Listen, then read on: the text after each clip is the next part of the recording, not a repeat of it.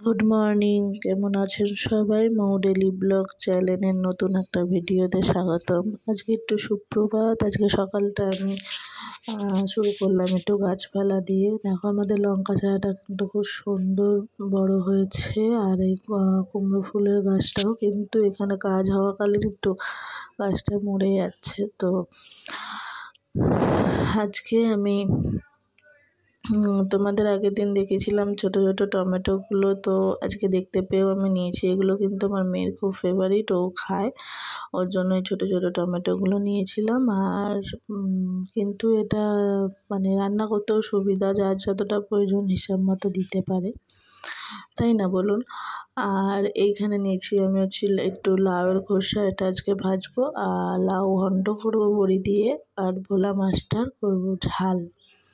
তো আমি ভোলা মাছগুলো ভেজে নেব সুন্দর একটা একটা করে। আর দেখো কি অবস্থা হয়েছে, মানে আমি বুঝতে এত কষ্ট লাগছে। 3 পিস মাছ আমার থেকে 60 টাকা দিয়ে কিনে এনেছি, তারপরেও দেখো মাছটার কি অবস্থা হয়েছে। তো আমার কাঁচা করলেই ভালো হতো সর্ষে বাটা দিয়ে। তো যাই হোক, আমি এটা তেলের মধ্যে আর তুলতে পারছি না, ভেঙে যাচ্ছে বলে ওটার মধ্যে সর্ষে বাটা দিয়ে আমি করে নেবো। আজকের দিনটাও কিন্তু খুব ভালো, কড়া রোদ উঠেছে। এই গরমকাল পড়লো, তোমাদের কিন্তু এখন, তোমাদের বলবো না, সবারই এখন লেবু আর শসাটা কিন্তু খাওয়ার পাতে খুবই দরকার। এখন আমি চা খেতে খেতে আমি রান্নাটা করেছি সকালবেলা, যেহেতু অনেকটা দেরি হয়ে গেছে আজকে করতে পারিনি। তো সেই জন্য একদিকে চা বসিয়েছি আর এদিকে রান্না করছি।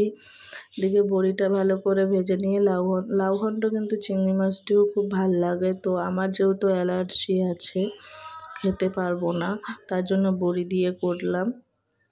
তো তোমরা আমাকে কমেন্টও করো না, সাবস্ক্রাইবও আমার বাড়ছে না। তো তোমরা কমেন্ট করে প্লিজ, তোমাদের যদি কোনো কোশ্চেন থাকে আমার থেকে জানো, আর একটু সাবস্ক্রাইব করে দিও চ্যানেলটা। একটু নুন হলুদ সব দিয়ে, আর জিরে ফোড়ন, শুকনো লঙ্কা ফোড়ন দিতে পারিনি, যেহেতু তোমাদের মাম্মাম খাবে, ওকে ওই লাউটা খাওয়াই।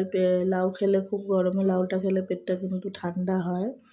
তো সেই জন্য একদম ফোড়নেও শুকনো লঙ্কা না দিয়েই ফোড়ন দিয়েছি। আর একটু, যেটা না দিলেই নয়, চিনি, ওটা মাস্ট, ওটা দিতেই হয়।